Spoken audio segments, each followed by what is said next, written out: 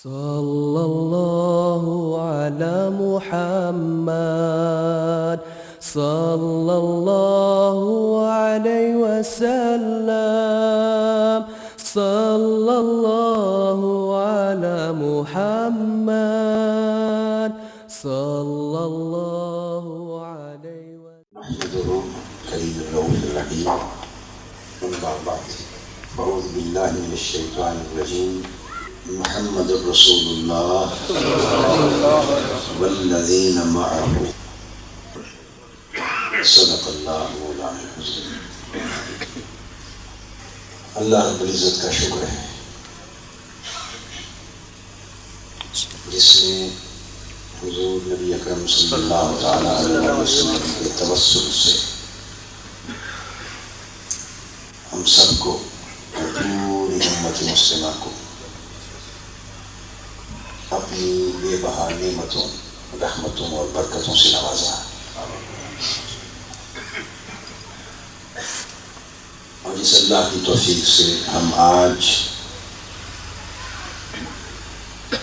اس عظیم الشان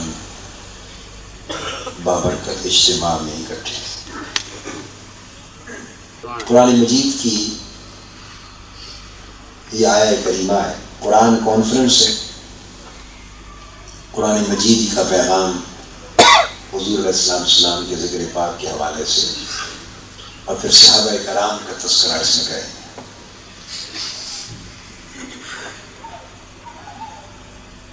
قرآن مجید نے اس آیہ کریمہ میں جس کے ابتدائی چند الفاظ میں نے موضوع گفتگو کے طور پر تلاوت کی ہے، اس میں پوری آیت کریمہ میں اللہ جل مجدہ نے صحابہ کرام کا ذکر فرمایا ہے۔ بنیادی طور پہ جو نفس مضمون ہے اس آیت کا وہ ذکر صحابہ ہے، ذکر صحابہ، خلفائے راشدین کا بھی بیان ہے اور من جملہ صحابہ کرام کا بھی بیان ہے، ان کے اوصاف کا ذکر ہے، ان کے فضائل کا ذکر ہے، ان کے خصائص کا بیان ہے۔ اشداء علی الکفار، وہ کافروں اور دین کے دشمنوں پر بڑے سخت ہیں۔ رحماء بینہم، آپس میں ایک دوسرے کے لیے بڑے نرم ہیں۔ تراہم رکعا سجدا، اور اے حبیب آپ ان کو ہر وقت اللہ کی حضور رکوع اور سجود میں جھکا ہوا دیکھیں، ہر وقت سجدہ ریزیاں کرتے رہتے ہیں۔ جب دیکھو ان کی جبینیں سجدوں میں جھکی ہیں، سجدوں میں ایسی لذت انہیں ملتی ہے کہ سر اٹھاتے ہی نہیں۔ یبتغون فضلا من اللہ ورضوانا، اور دن رات جو عبادتیں کرتے ہیں اور ریاضتیں کرتے ہیں، ایسا لگتا ہے کہ انہیں اللہ کی رضا کے سوا اور کچھ چاہیے ہی نہیں، ہر وقت اللہ کا فضل اور اللہ کی رضا تلاش کرتے ہیں۔ یہ اوصاف ہیں جو صحابہ کرام کے اس آیہ کریمہ میں بیان کیے گئے۔ آگے بھی تذکرہ ہے صحابہ کرام، وہ آیت کریمہ کا جو مضمون ہے، نفس مضمون، وہ صحابہ کرام کا بیان ہے، مگر صحابہ کرام کے بیان پر مشتمل مضمون کا عنوان کیا ہے؟ عنوان ہے محمد رسول اللہ صلی اللہ علیہ وسلم۔ میں نے عرض کیا کہ ہر شے کا عنوان حضور ہے، ہر شے کا عنوان حضور صلی اللہ علیہ وسلم۔ بات یہیں سے شروع ہوتی اور یہیں پر آ کر ختم ہوتی، نبوت یہیں سے شروع ہوئی، عالم بشریت کی تخلیق سے بھی پہلے۔ اللہ پاک نے جب خلق کو تخلیق فرمایا تو اس کی تخلیق کا نقش اول ذات مصطفیٰ، اسی حدیث پاک میں آپ نے فرمایا انا اول الانبیاء خلقا وآخرهم بعد، میں پیدائش میں سب انبیاء سے پہلا ہوں اور بیست میں سب انبیاء میں آخر۔ میں نے عرض کیا کہ بات شروع بھی وہیں سے ہوتی اور ختم بھی وہیں سے ہوتی ہے، تو پہلا عنوان بھی حضور اور آخری عنوان بھی حضور، ابتدا بھی حضور اور انتہا بھی حضور، آغاز بھی حضور اور انجام بھی حضور۔ بیان صحابہ کرام کی سیرت طیبہ کا ہے، مگر عنوان محمد رسول اللہ، محمد اللہ کے رسول، یہ عنوان۔ یہاں سے پہلی بات تو یہ معلوم ہوئی کہ صحابہ کرام کا عنوان حیات بھی حضور تھے۔ قرآن مجید سے جو پہلی بات معلوم ہوئی کہ صحابہ کرام کی سیرت مبارکہ کا بیان ہو رہا ہے اور عنوان حضور علیہ السلام کا ذکر ہے، اس سے یہ اصول معلوم ہو گیا کہ حیات صحابہ اور سیرت صحابہ اور فضائل و خصائل صحابہ کا عنوان بھی حضور سے۔ قرآن مجید میں یہ مرکز محور ہے، محمد اللہ کے رسول، یہ فرما کر اب آگے صحابہ کرام کا بیان شروع ہو گیا۔ ربط کیا ہے حضور علیہ السلام کے ذکر پاک میں اور صحابہ کرام کی زندگی کے احوال کے بیان میں؟ ربط کیا ہے؟ ربط دو جملے، چھوٹا سا جملہ ہے، والذین معہ، یہ نقطہ ربط ہے۔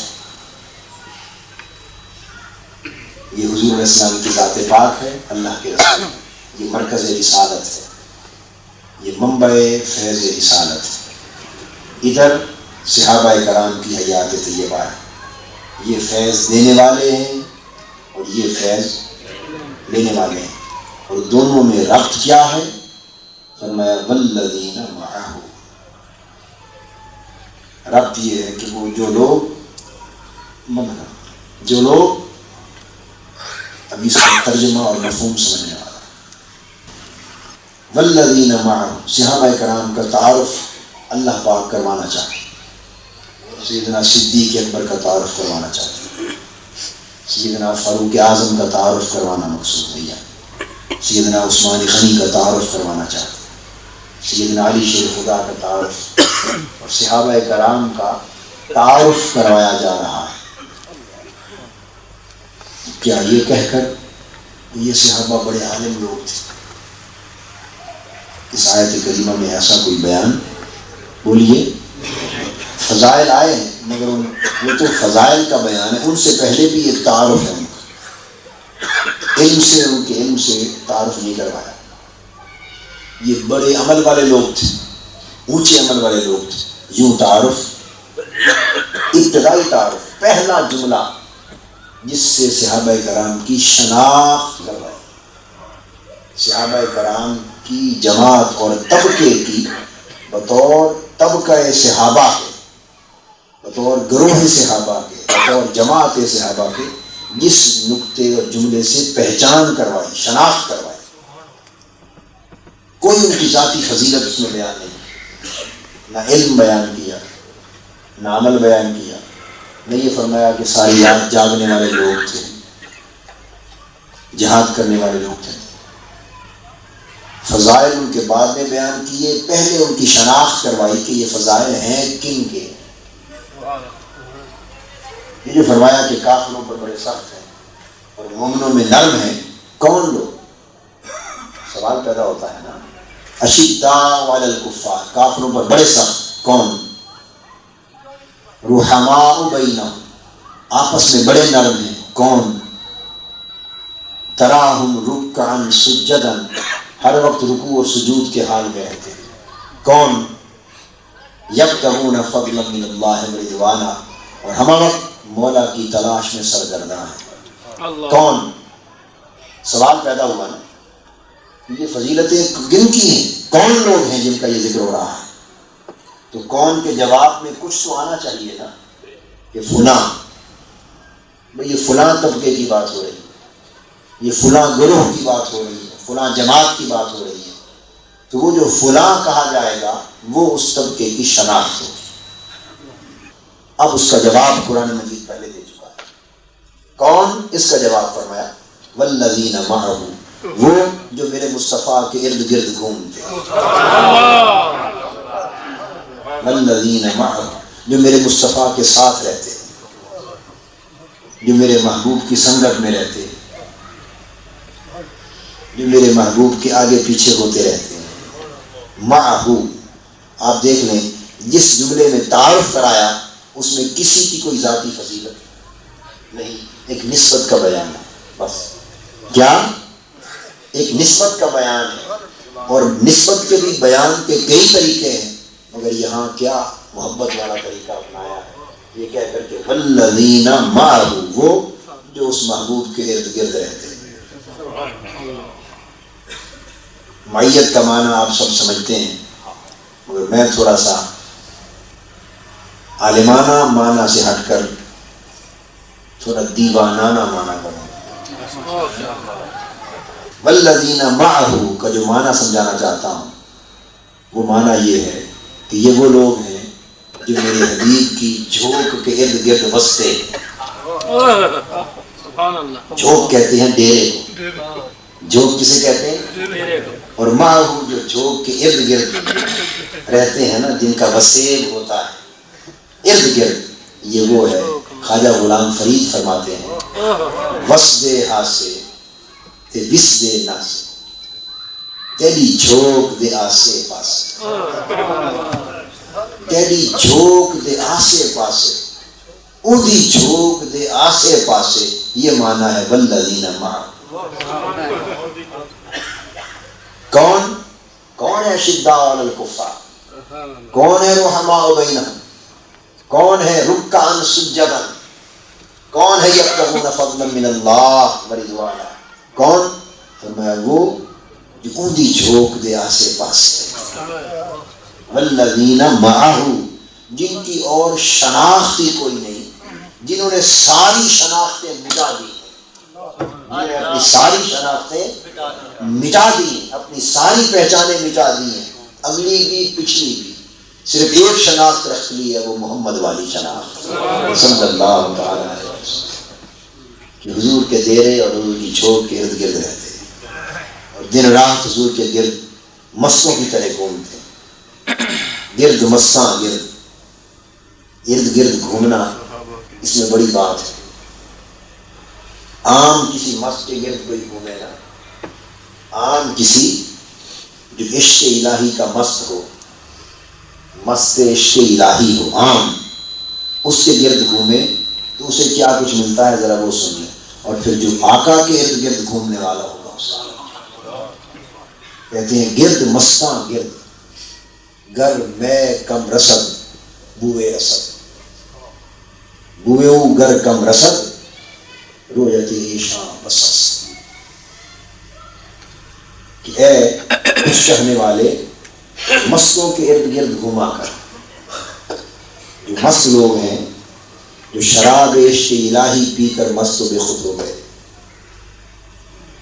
ان کے گرد گھما کر، گرد مستاں گرد، جو مست ہیں عشق الہی میں، ان کے ارد گرد گھوما کر، ان کا طواف کیا کر، ان کے ارد گرد چکر لگایا کر، ہر وقت ان کے ارد گرد گھوم. گر میں کم رسد بوئے رسد. اول تو یہ ہے کہ ہر وقت جو گھومے گا تو کوئی گھونٹ تو تمہیں بھی مل جائے گا، کوئی گھونٹ تمہیں بھی مل جائے گا.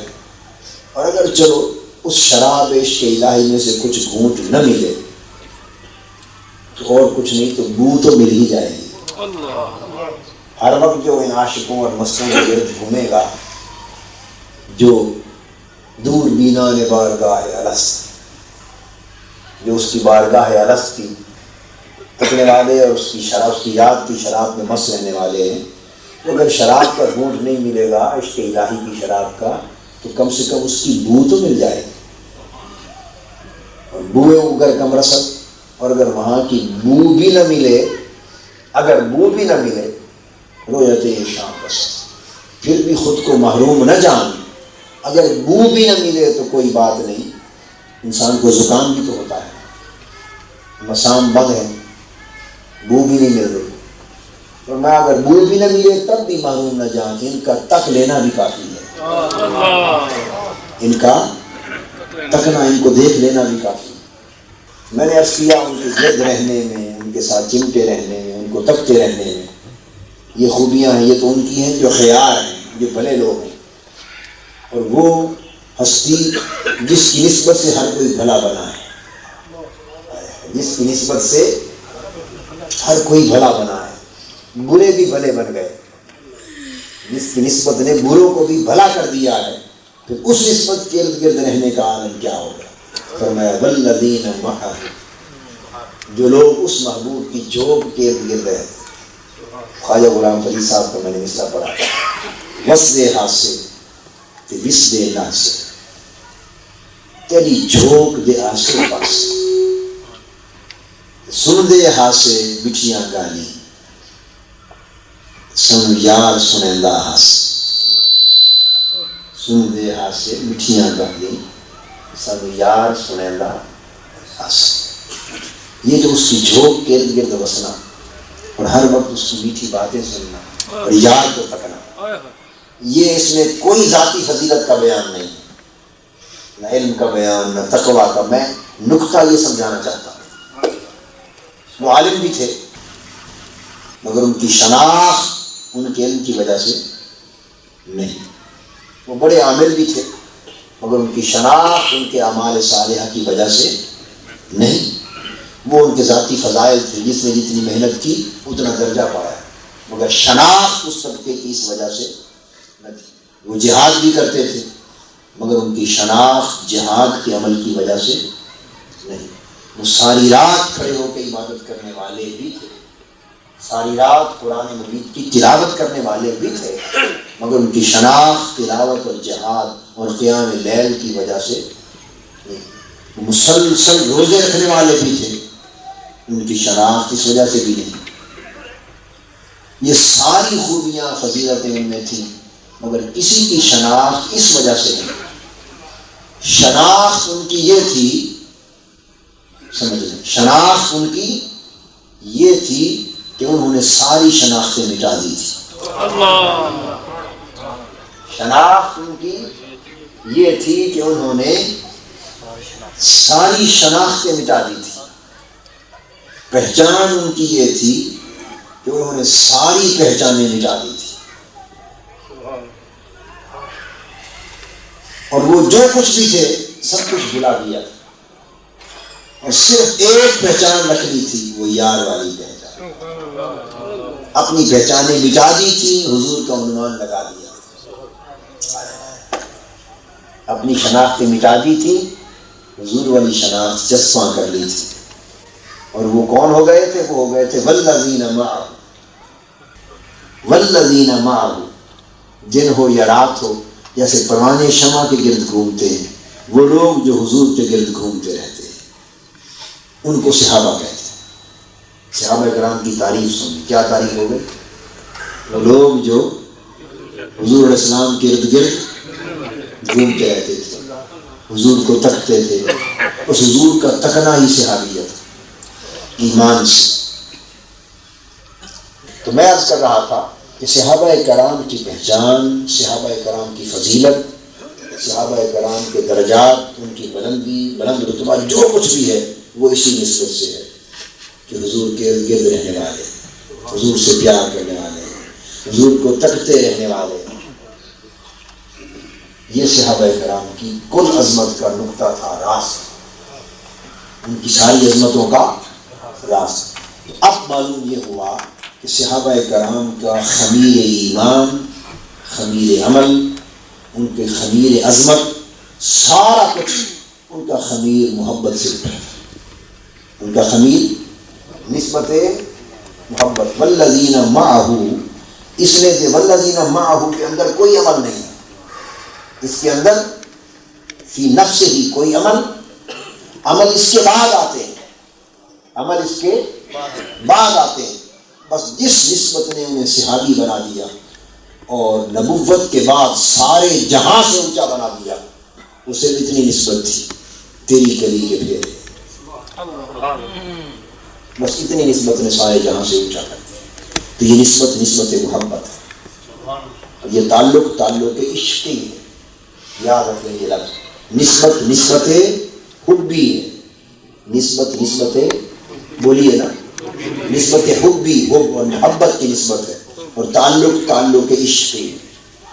تو صحابہ کرام کا تعلق حضور علیہ الصلوۃ والسلام سے تعلق عشقی تھا. باقی سارے تعلق اس میں سے نکلے تھے.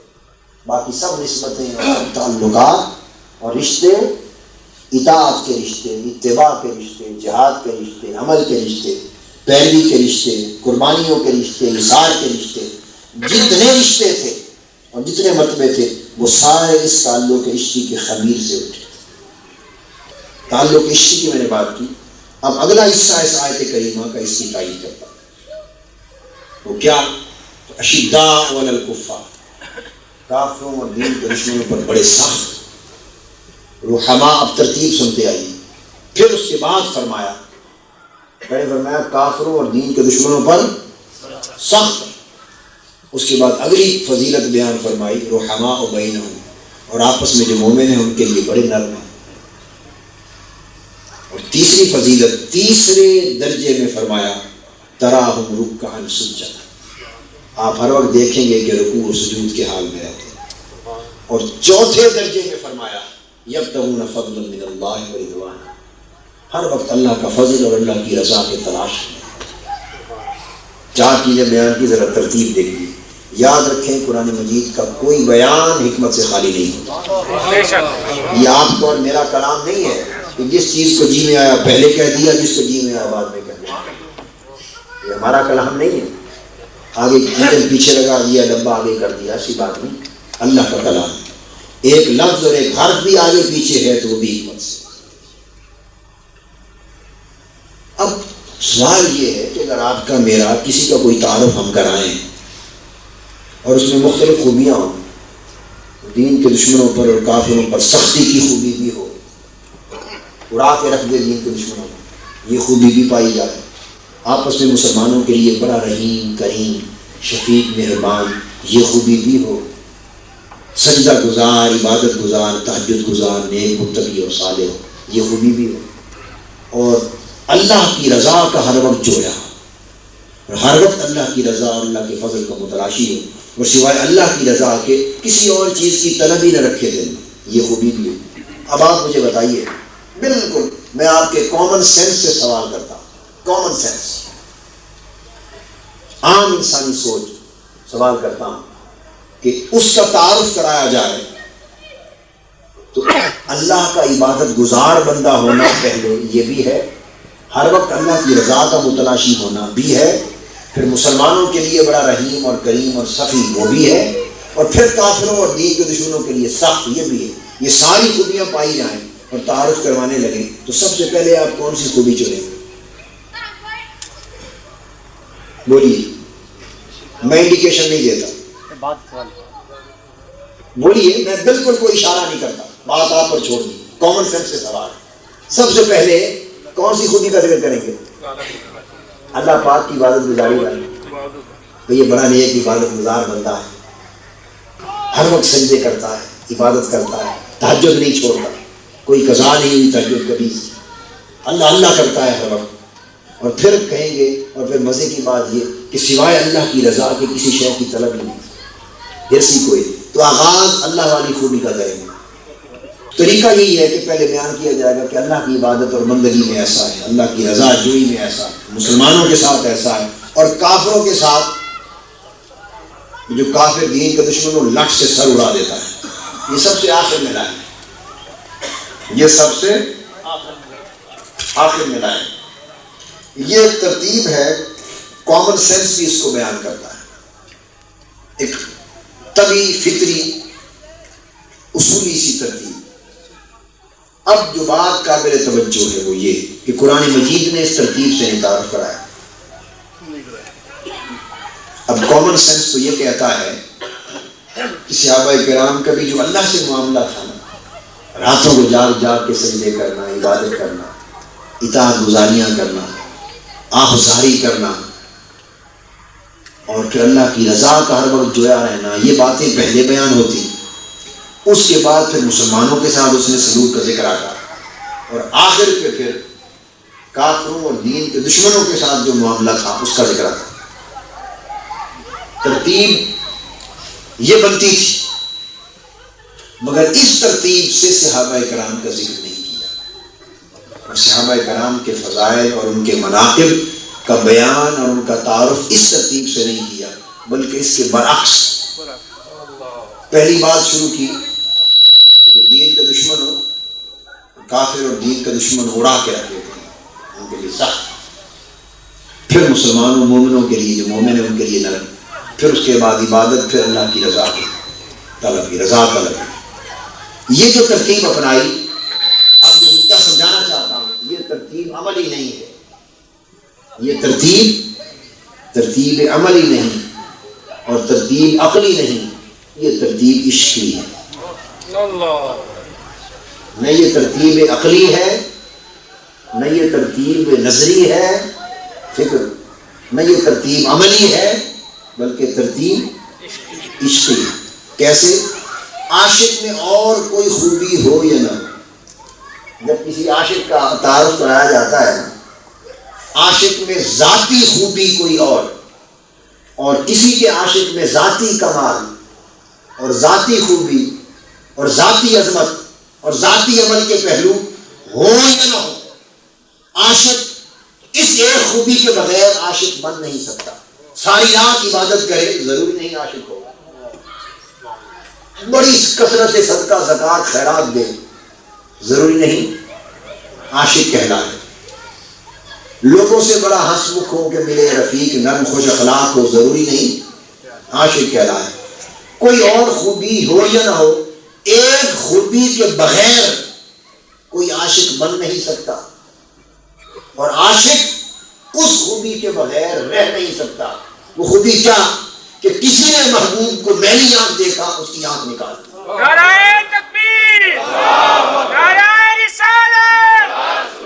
عاشق کی یہ خوبی ساری خوبیوں سے اونچی، وہ کہتا ہے عاشق لوگوں اور تو کوئی عمل مجھ میں ہو یا نہ ہو، مگر ایک سن لو، جس سے میرے محبوب کو میری آنکھ دیکھا چھوڑوں گا نہیں اس کی آنکھ نکال دوں، جس نے زبان کھولی میرے محبوب پر اس کی زبان بدھی سے نکال دوں گا، جس کا ہاتھ اٹھا میرے محبوب کی طرف اس کے بازو کاٹ دوں گا، اور کوئی عمل ہو یا نہ ہو مگر محبوب کی طرف میری آنکھ بھی برداشت نہیں کروں گا۔ تو عاشقوں کی جب خوبیاں بیان کرتی ہیں تو ان کی خوبیوں میں پہلا تذکرہ اس خوبی کا ہوتا ہے، اور عمل والوں کی خوبیاں جب بیان کرتے ہیں تو وہ ادھر سے شروع ہوتی ہیں، اہل عمل کی خوبیاں ادھر سے شروع ہوتی ہیں اور اہل عشق کی خوبیاں ادھر سے شروع ہوتی ہیں۔ فرمایا والذین معہ، جن کی پہچان اور جن کا ایمان اور ان کے ایمان کا خمیر ہی عشق مصطفیٰ سے اٹھا ہے، جنہوں نے ساری پہچانیں زندگی سے مٹا دی، جنہوں نے اپنی ساری شناختیں ختم کر دی، جنہوں نے ساری نسبتیں مٹا دی، کوئی قریشی ہے، کوئی عجمی ہے، کوئی عربی ہے، کوئی حبش کا ہے، کوئی روم کا ہے، کوئی کسی قبیلے کا ہے، یہ ہماری پہچانیں۔ وہ اپنی پہچان یوں نہیں کراتے، انہوں نے ساری پہچانیں مٹا کر ایک ہی پہچان رکھ لی ہے، وہی کون ہو؟ مصطفیٰ کے غلام ہے، مصطفیٰ کے غلام ہے۔ اور ان کی خوبی کیا ہے؟ اور خوبیاں کسی میں کم کسی میں زیادہ، کوئی رات کو زیادہ جاگنے والا، کوئی کم جاگنے والا، کوئی روزے زیادہ رکھنے والا، کوئی کم، باقی خوبیاں کم و بیش ہیں، مگر ایک خوبی سب میں یکساں ہے، وہ جو مصطفیٰ کو میری آنکھ دیکھے اس کی آنکھ نکال لے۔ نعرہ تکبیر، نعرہ رسالت، عاشقان مصطفیٰ۔ عاملوں اور عاشقوں کی خوبیوں کی ترتیب مختلف ہوتی ہے، تو عاملوں کی خوبیوں کی ترتیب ادھر سے بیان ہوتی اور عاشقوں کی ترتیب کی خوبیوں کی ترتیب ادھر سے بیان ہوتی۔ تو قرآن مجید نے ان کا تذکرہ بھی نسبت عشقی سے کیا، صحابہ کرام کا تذکرہ بھی نسبت عشقی سے کیا۔ اور اب یہ جو نسبت عشقی ہے اس کا عالم کیا ہے؟ عالم یہ ہے، میں نے عرض کیا کہ حضرت بلال کا ذکر کریں، حضور علیہ السلام کا وصال ہوا، حضرت بلال رضی اللہ تعالیٰ عنہ کا دل اب حضور کے وصال پاک کے بعد مدینہ طیبہ میں رہنے کو نہیں کرتا تھا۔ آپ نے مدینہ پاک چھوڑ کر دور کسی ملک میں جا کے رہنے اور آباد ہونے کا پروگرام بنایا۔ جانے لگے تو سیدنا صدیق اکبر رضی اللہ تعالیٰ نے روک لیا، تو میں بلال بھائی کیوں جاتے ہو؟ عرض کیا امیر المومنین اب یہاں ان گلیوں میں گھومنے کو دل نہیں کرتا، جہاں صبح و شام چلتے تھے تو آقا سامنے ہوتے تھے، اب حضور علیہ السلام کے وصال کے بعد یہ در و دیوار دیکھتا ہوں تو حضور نظر نہیں آتے، تو برداشت نہیں ہوتا، دور جا کے کہیں رہنا چاہتا۔ سیدنا صدیق اکبر رضی اللہ تعالیٰ نے فرمایا نہیں یہاں رہے، مسجد نبوی میں اذان دیتے رہنا۔ عرض کیا نہیں ابو اذان بھی نہیں کہی جائے۔ بہرحال مکالمہ ہوا، پھر اس کے بعد آپ تشریف لے گئے، دمشق جا کر آباد ہو، کچھ عرصہ آباد رہے، رہائش رکھ لی۔ ایک عرصے کے بعد سوئے ہوئے حضور صلی اللہ تعالیٰ علیہ وسلم خواب میں تشریف لائے، دیدار عطا فرمایا اور پوچھا بلال کیا ہمیں ملنے کو جی نہیں کرتا؟ عرض کیا حضور بڑا کرتا ہے، تو میں پھر مدینے کیوں نہیں آتے؟ بس رخت سفر باندھا، تیاری کی اور دوڑ پڑے۔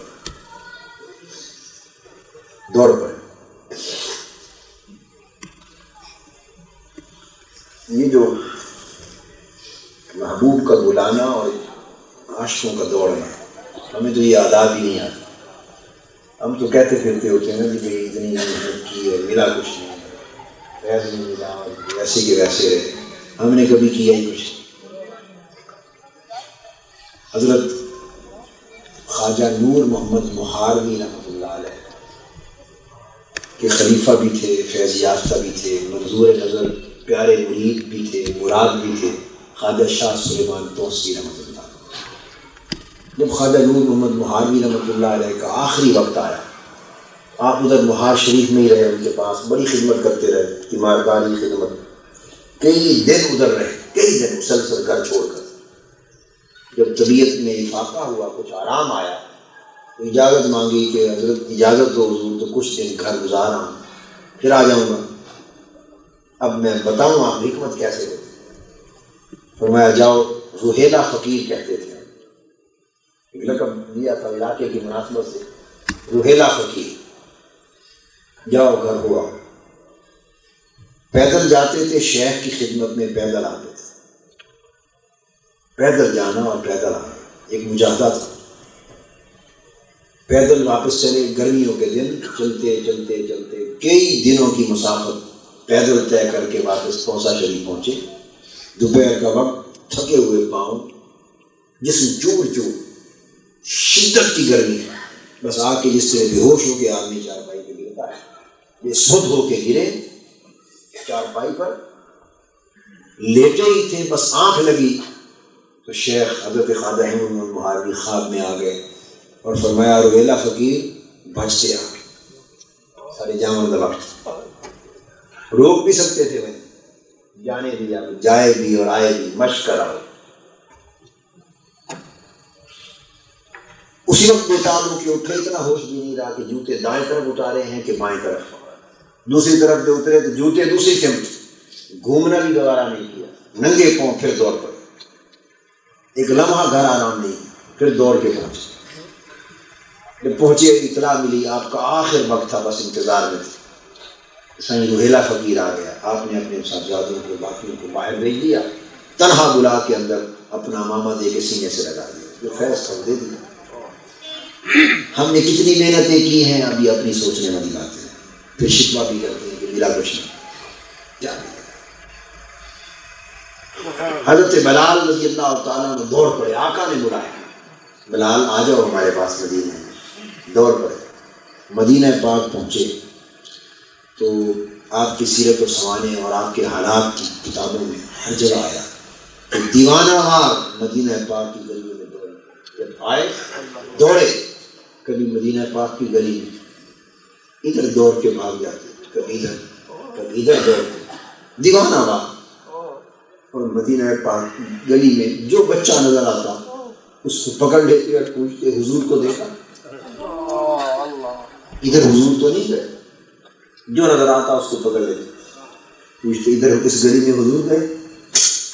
دیوانہ وار شہر مدینہ کی گلیوں میں دوڑتے، پھر انہیں لے آئے مسجد نبوی میں، پھر مسجد نبوی کے حجروں کی طرف دوڑے، کبھی ادھر جائیں کبھی ادھر جائیں، اب پوچھیں بتاؤ کدھر ہے میرے آئے؟ پھر اسی عالم بے خودی میں حضور علیہ السلام کے مزار اقدس کو دیکھا اور بے ساختہ قبر انور پہ گئے، دیر تک چہرہ سینہ ملتے رہے، چومتے رہے اور ماہی بیاب کی طرح تڑپتے رہے۔ اٹھے حضرت بلال رضی اللہ تعالیٰ عنہ، چیخ و پکار تھی، کوہرام مچ گئے، بڑے تیزے روئے۔ آپ کا رونا اور چیخ اور آہ و بکا سن کر صحابہ کرام، سیدنا فاروق اعظم دیگر سب صحابہ جمع ہو گئے۔ اٹھے تو ارد گرد صحابہ کرام کا ایک ہجوم ہو گیا، تابعین اور دیگر چھوٹے بچے، مرد، بوڑھے، جوان، ضعیف بچے سب جمع تھے۔ حضرت بلال رضی اللہ تعالیٰ عنہ کچھ ہوش میں آئے، سیدنا فاروق اعظم رضی اللہ تعالیٰ نے فرمایا بھائی بلال ذرا آقا والی اذان تو سن۔ وہ جو اذان پڑھتے تھے حضور علیہ السلام کی زندگی میں، حیات پاک میں، ظاہری حیات، ذرا اذان تو وہ سنا دے، وہ اشہد ان محمد رسول اللہ۔ حضرت بلال رضی اللہ تعالیٰ نے اس نے لگے حضرت عمر فاروق کو کہ مجھ سے نہیں پڑھی جائے، معذرت کر، بڑا اصرار کیا صحابہ کرام نے معذرت کر، ممکن نہیں۔ انہیں ترکیب سوچی کہ حسنین کریمین کو بلا کے لاؤ، امام حسن اور امام حسین کو، شہزادوں کو، وہ کہیں گے تو ان کا کہنا نہیں ٹال سکیں۔ حسنین کریمین کو بلایا گیا، آ گئے، فرمایا انہوں نے الفاظ ان کے آئے ہیں کہ چچا بلال ہمیں وہی اذان تو سنا دو جو نانا کے سامنے پڑھتے تھے۔ حضرت بلال رضی اللہ تعالیٰ عنہ سے نہ رہا گیا۔ اب صحابہ کرام کا ہجوم ہے، حسنین کریمین کھڑے ہیں، حضرت بلال نے اذان کہی، اللہ اکبر، بس آواز اذان کی بلند ہونا شروع ہوئی اور ارد گرد سسکیوں اور رونے کی آوازیں، اذان کے کلمات آگے بڑھتے گئے، ایک عجیب منظر تھا، آہیں، رونا، سسکیاں اونچی ہوتی گئیں، ادھر اشہد ان محمد رسول اللہ یہ کلمہ پر پہنچے، حضرت بلال بے ہوش ہو کر زمین پہ گر پڑے، ایک چیخ نکلی اور بے ہوش ہو گئے، مجھ سے آگے نہیں بڑھ سکتے۔ اور کتابوں میں آیا ہے کہ شہر مدینہ میں اتنا کوہرام بپا ہوا کہ حضور علیہ السلام کے وصال کے بعد اس دن تک اتنا کوہرام نہیں ہوا، مرد و زن گھروں سے نکل آئے اور گلیوں میں ہجوم لگ گئے اور ہر طرف آہ و بکا کا اسلام۔ اذان جو حضرت بلال کی آواز گونجی نا تو حضور علیہ السلام کا منظر یاد آ گیا۔ یہ اس لیے بتایا، ایک نکتہ سمجھایا کہ تعلق عشقی تھا، تعلق عشقی تھا اور کیفیات عشق ظاہر ہوتی تھی، لوگوں کی نظر سے صحابہ کرام کی زندگی کا یہ گوشہ مخفی تھا۔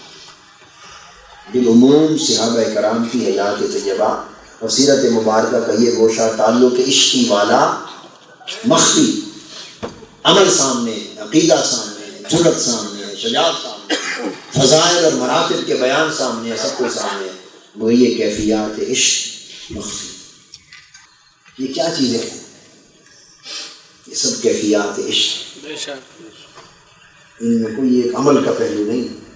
عمل میں تو وہ پہاڑ تھے، عمل کی وسعتوں میں وہ سمندر تھے، عمل کی عظمتوں میں پہاڑ تھے، مگر آج موضوع وہ نہیں، موضوع تعلق عشقی ہے۔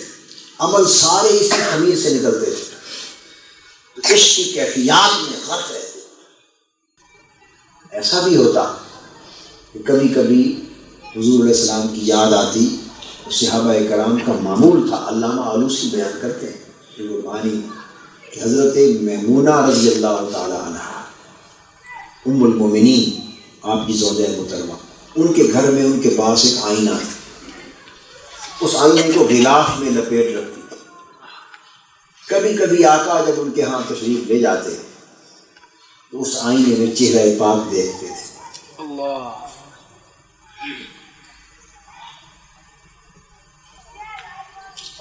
چہرہ پاک دیکھ کر کنگھی کر دیتے.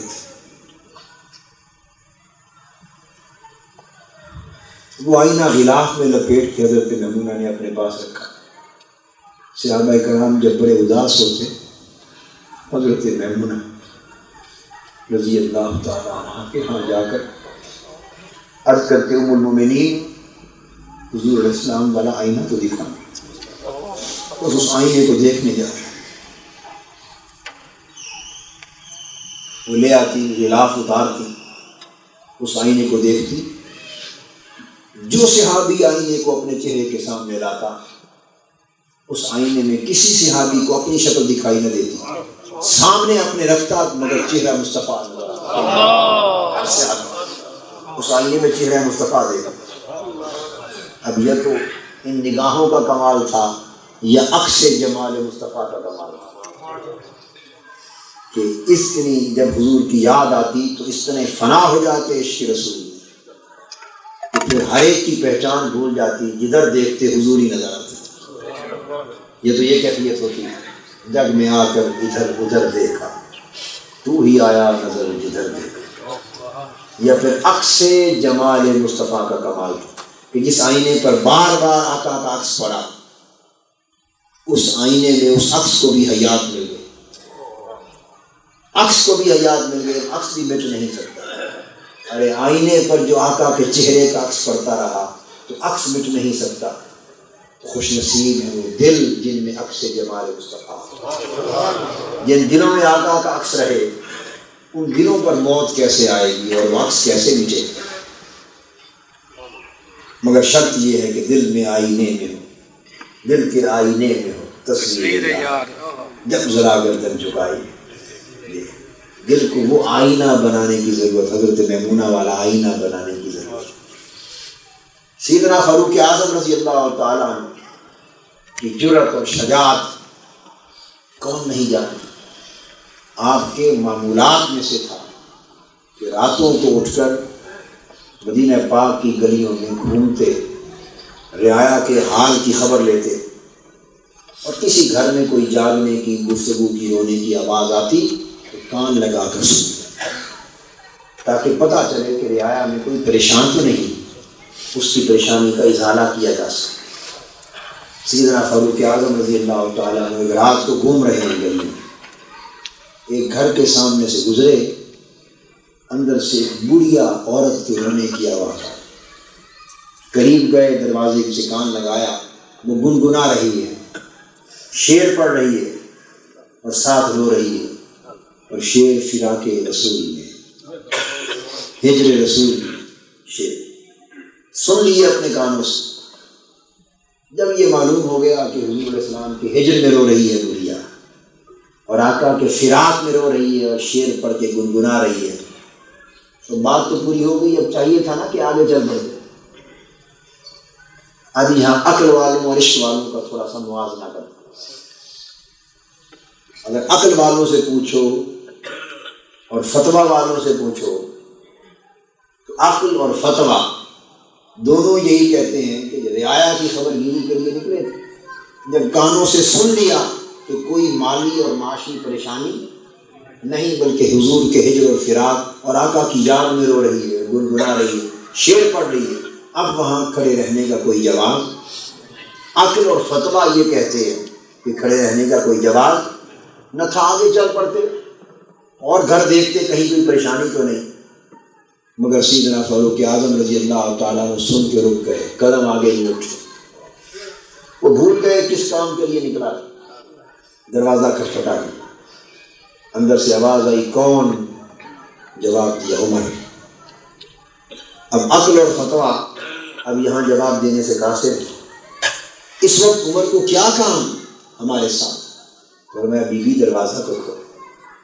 دروازہ کھلوایا, اندر چلے گئے, بیٹھ گئے. عقل اور فتویٰ اب سیدنا فاروق اعظم کے عمل پر خاموش ہو. اب وہ اس کا جواز بیان کرنے سے قاصر ہے. آدھی رات کا وقت ہے, غیر محرم ہے, عورت ہے, بوڑھیا ہے. اندر چلے گئے, وہ گنگنا رہی ہے, شعر پڑھ رہی ہے, اونچی آواز سے رو رہی ہے, اور سیدنا فاروق اعظم بیٹھ کے سن رہے. یہ قابل توجہ ہے یہ بات. بیٹھ گئے. اس کا جو بات کو سمجھاؤں، میں سمجھتا ہوں کہ سیدنا فاروق اعظم نے جب آقا کے ہجر اور فراق میں وہ شعر سنے، آپ پر وجد کی کیفیت آئی. یہ کیفیت وجد تھی، کیفیت وجد. بعض لوگ کہتے ہیں کہ یہ وجد بعد کی باتیں صحابہ کرام کو نہیں آتے تھے.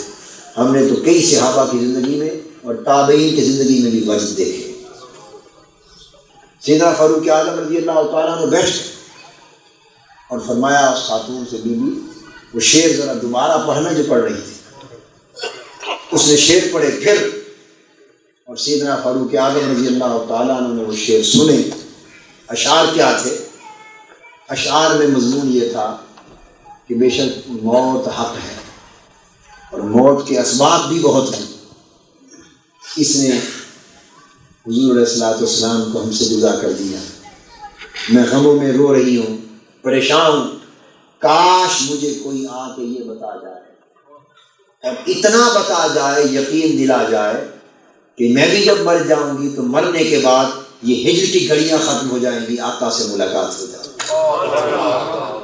کاش کو اتنا بتا جائے کہ یہ موت مجھے حضور کے قریب کر دے، حضور سے ملا دے. کوئی اتنا بتا جائے تاکہ مجھ پہ مرنا تو آسان ہے. جب یہ مصرع پڑھا، سیدنا فاروق اعظم رضی اللہ تعالیٰ عنہ پر بے ساختگی اور وارفتگی کی کیفیت طاری ہو گئی اور بول اٹھے بے ساختہ، خاتون ذرا چپ کر اور خدا کے لیے اس مصرے میں ذرا ترمیم کر اور تنہا اپنا نام نہ لے، یوں کہہ کہ ساتھ عمر کو بھی ساتھ بتا، میرا نام بھی ساتھ لے. اور کاش مجھے اور عمر کو دونوں ہجر میں فراق میں مارے مارے پھرتے ہیں، وہ اتنا بتا جائے کہ موت ہمیں حضور سے ملا دے، میرا نام ساتھ لے کے سنا. تو آپ کی سیرت کی سوانح کی کتابوں میں اتنا واقعہ تو آیا ہے، مگر اس کے بعد قاضی سلیمان منصور پوری جو رحمت للعالمین کے مصنف ہیں، انہوں نے کسی کتاب سے اس روایت کو تھوڑا آگے اضافے کے ساتھ لکھا ہے.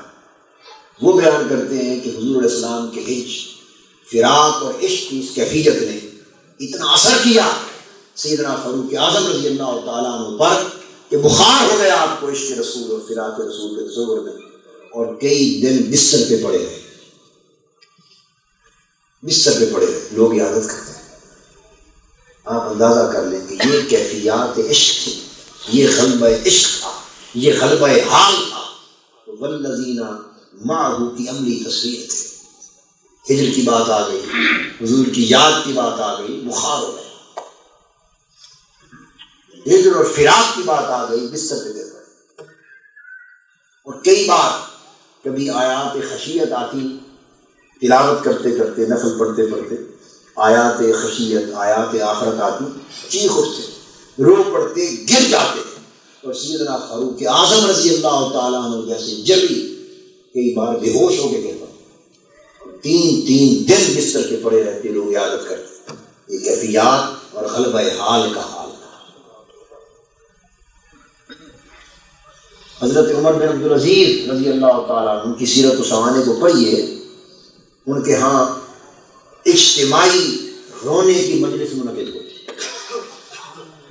حضرت عمر بن عبدالعزیز، لوگوں نے ان کے اور رنگ پڑھے اور دیکھے، مگر یہ کچھ اور رنگ بھی ہیں جو نہ زیادہ بیان کیے گئے، نہ زیادہ لکھے گئے، نہ زیادہ جانے گئے. اس لیے محالتے ہو گئے کہ یہ سب چیزیں صوفیاء نے بعد میں کری ہیں. حضرت عمر بن عبدالعزیز رضی اللہ تذکرہ موت کرتے، عشاء کی نماز کے بعد تذکرہ موت ہوتا، اور فقراء وہ جو رونے دھونے کے طالب ہوتے ہیں نا، جو پھرتے رہتے ہیں، کوئی رونے والا ملے اور رلانے والا ملے، وہ پورے شہر سے اکٹھے ہو کے جس طرح گھونسلے میں آتے ہیں پرندے، حضرت عمر بن عبدالعزیز کے گھر جمع ہو جاتے، رات کو مل بیٹھتے. اور آپ کی سیرت کی کتابوں میں درج ہے کہ یوں مل کے اجتماعی طور پہ روتے، ایسے لگتا جیسے میت سامنے پڑا ہے. اور کبھی کھڑے ہوتے تلاوت میں اور خاص آیات کا ذکر آ جاتا تو ایسی کیفیت ہوتی کہ اس میں تڑپ اٹھتے. اور تڑپ اٹھے ایک مرتبہ تو یہ کیفیت ہو گئی کہ تڑپے اور عالم وجد میں پورے گھر میں کودتے رہے، بار بار اس آیت کا حصہ پڑھتے اور پورے گھر میں وجد کی حالت میں کودتے. ساری رات بیت گئی اور بالآخر بے ہوش ہو کے گر پڑے، اور کئی بار بے ہوش ہو کے گرتے ان کی زوجہ پانی کے چھینٹے منہ پہ مار مار کے ہوش پلاتی۔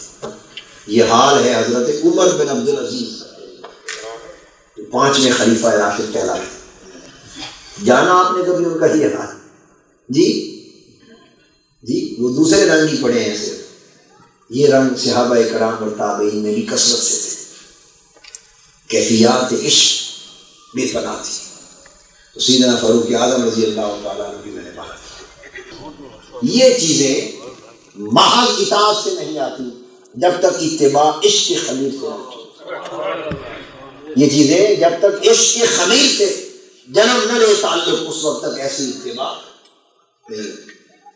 شیخ فرید الدین عطار فرماتے ہیں جب سیدنا فاروق اعظم اور سیدنا علی شیر خدا رضی اللہ تعالیٰ عنہما دونوں حضرت خواجہ اویس کرنی رضی اللہ تعالیٰ عنہ کی ملاقات کے لیے، اور حضور علیہ السلام نے فرمایا ملاقات کرو گے میرا سلام بھی کہنا میرے اویس، میرا تحفہ بھی دینا ہوگا، اور میری طرف سے پیغام بھی دینا اویس میری طرف سے کہ میری امت کے لیے مغفرت کی دعا بھی کر دو۔ یہ رتبہ کیوں ملا تھا؟ صحابی بھی نہیں ہے، 20 سال زندہ رہے مگر یہ رتبہ کہ نہ دیکھا نہ ملے۔ مدینہ پاک میں بیٹھ کر صحابہ کی مجلس میں ایک ایسے کا تذکرہ ہوتا ہے جو صحابی بھی نہیں، حضرت اویس کریں، یہ عشق نے اس مرتبے تک پہنچا دیا۔ حضرت سلطان عارفین سلطان بہو فرماتے ہیں کہ غوث کتب سب ارے ارے عاشق جان پریرے، غوث کتب سب ارے ارے عاشق جان پریرے ہو، جس منزل تھی عشق پہنچاوے اتے غوث نہ پاندے پھیرا پھیرے، اتے غوث نہ پامن پھیرے ہو، جہاں عشق پہنچا دیتا ہے وہاں غوث کو اس منزل کی خبر ہے۔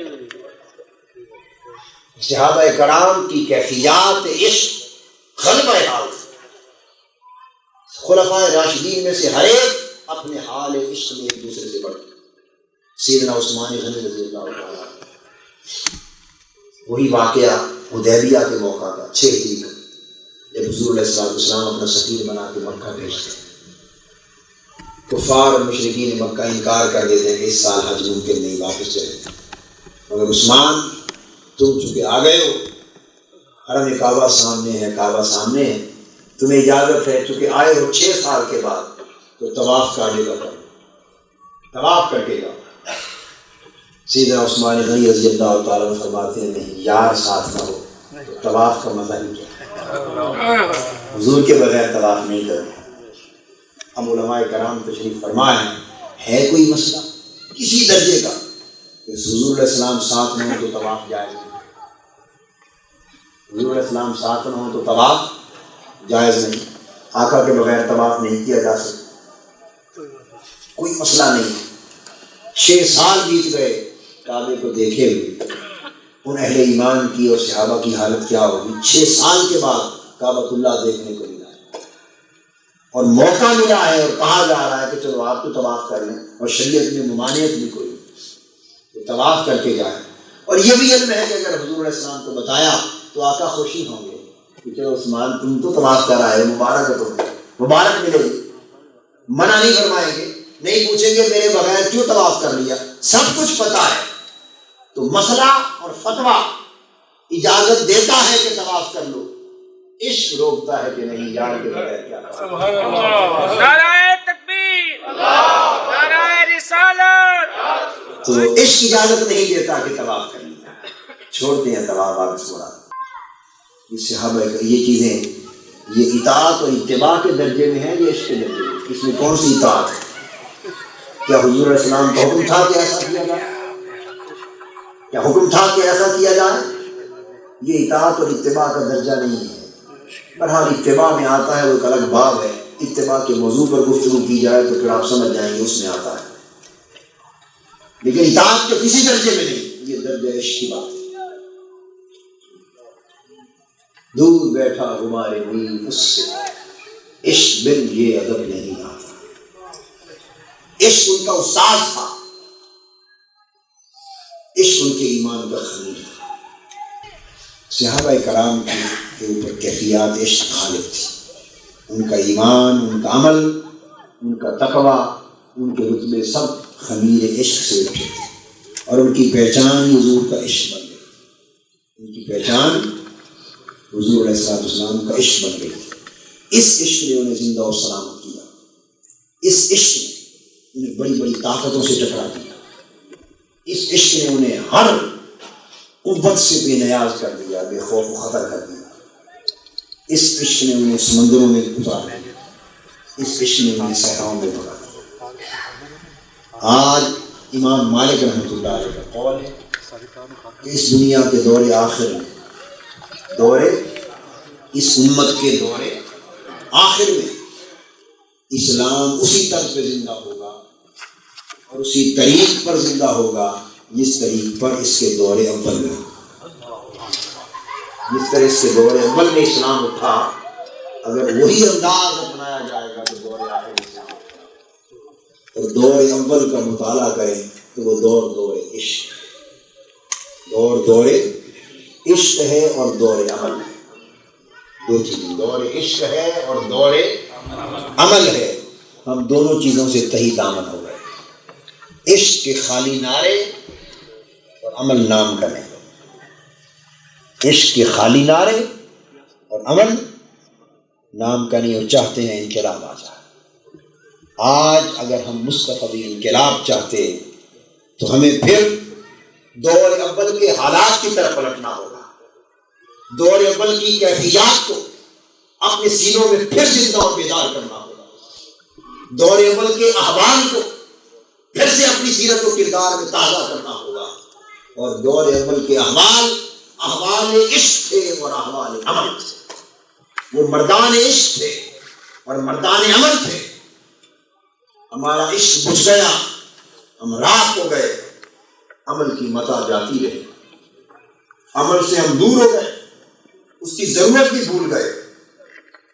عشق کے خالی نعرے رہ گئے.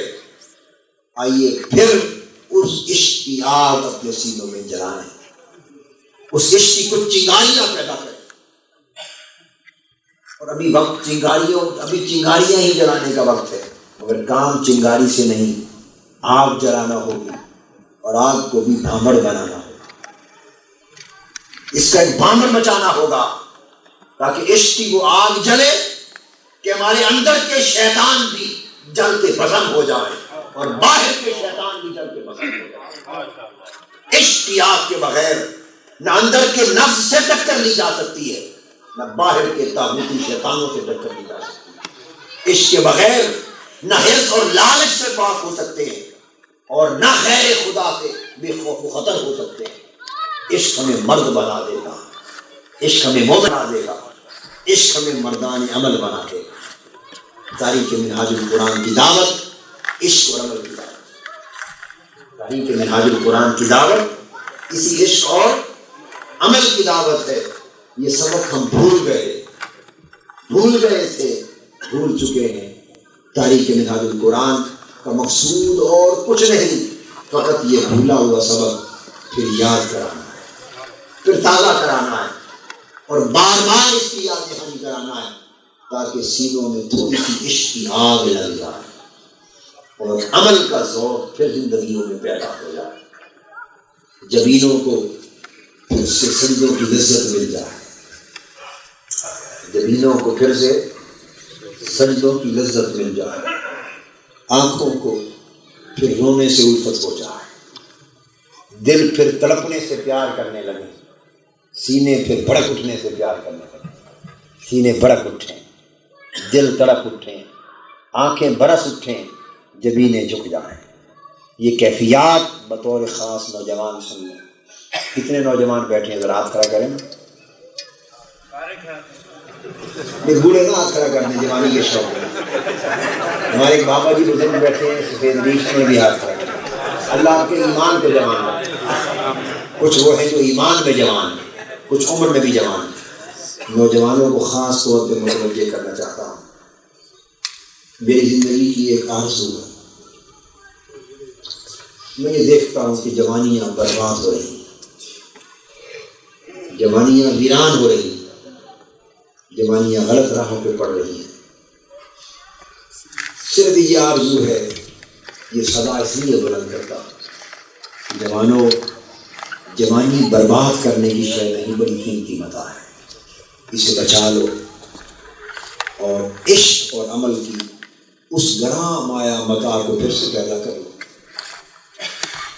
اور وہ رات اگر آپ کو نصیب ہو جائے اور آپ کے طفیل اس کی خیرات ہمیں بھی نصیب ہو، آرزو یہ ہے کہ وہ رات آج کے جوانوں کو پھر مل جائے کہ جس رات میں تم بستر پر سونے میں وہ مزہ نہ پاؤ جو مصلی پر رونے میں ملا، ہنسنے میں وہ مزہ نہ ملے جو رکنے میں ملا، اور ایسے سجدے کرو کہ زمین کو جھکنے میں لطف آئے اور اللہ سے ہم کلامی نصیب ہو، اور رات، اور میں یہ بتا دینا چاہتا ہوں، اللہ گواہ ہے، جس کی رات بہتر ہو گئی اس کا دن خود بخود بہتر، جس کی رات سنور گئی اس کے دن سنور گئے۔ آج تحریک منہاج القرآن سے اگر آپ وابستہ ہوئے ہیں تو یہ انقلاب آپ میں آنا چاہیے۔ جیسے کسی نے پوچھا تھا صحابہ کرام کی زندگی کیسے تھی، تو بتایا کہ وہ ایسے لوگ تھے کہ جن کی راتیں مصلی کی پیٹھ پہ بسر ہوتی اور دن گھوڑے کی پیٹھ پہ گزرتی، راتیں مصلی کی پیٹھ پہ گزرتی، دن گھوڑے کی پیٹھ پہ گزرتی۔ تحریک منہاج القرآن کی دعوت تہجد اور جہاد کو جمع کرنے کی دعوت، تہجد اور جہاد کو جمع کرنے کی دعوت ہے۔ جہاد نہ ہو خالی تہجد ہو، جہاد نہ ہو خالی تہجد ہو، تو فقط اللہ ہو، اللہ ہو، اللہ ہو۔ اس چمنستان کفر اور چمنستان دجل و فریب میں انقلاب نہیں آ سکتا، اور خالی جہاد ہو اور تہجد نہ ہو تو ظلم اور بربریت سے آپ بچ نہیں سکتے۔ تہجد کو جہاد سنوارتا ہے اور جہاد کو تہجد سنوارتا ہے۔ آئیے تہجد اور جہاد کو یکجا کرنے اور عشق اور عمل کی دولت کو پھر سے پیدا کر لینے کا عزم کریں۔ اللہ رب العزت، اور جس دن میں یہ سمجھتا ہوں کہ ہمارے جوانوں میں یہ انقلاب آ گیا اور ان کی جوانیاں روتے ہوئے اللہ کے حضور پیش ہو گئی، اس دن سفر جلد کٹ جائے گا، منزل قریب ہو جائے گی۔ اللہ رب العزت آپ کے حال پہ کرم کرے، اور پھر آپ کی پاکیزہ جوانیوں کے طفیل ہم جیسے گناہگاروں اور ذلیلوں اور خاروں پر بھی اپنی خیرات کرم بھی کر دے۔ اللہ پاک تحریک منہاج القرآن کو اپنی منزل مقصود تک پہنچائے، اور وہ جوان دیکھتے ہی دیکھتے ایسے جوان بن جائیں کہ گھروں میں جہاں وہ صبح تک سوتے پڑے رہتے تھے اور ماں باپ اٹھا اٹھا کے تھک جاتے تھے، اگلی رات آئے اور آج ہی کی رات آئے، کیونکہ ماں باپ پچھلی رات اذان سے پہلے، اذان کے وقت سے پہلے دیکھیں کیا وجہ ہے، بیٹے کے کمرے میں لائٹ جل رہی ہے، وضو کر رہا ہے، مصلی پہ پڑا رو رہا ہے۔ گھروں میں انقلاب آئے گا تو باہر خود بخود انقلاب آ جائے گا۔ یہ مقصد آپ نے پورا کر لیا تو تحریک منہاج القرآن کی مقصود کو، اس کی افادیت کو آپ پا گئے۔ یہ مقصد پورا نہ کیا تو پھر رسمیں چلتی رہتی ہیں۔ اللہ پاک ہمارے حال پہ کرم فرمائے۔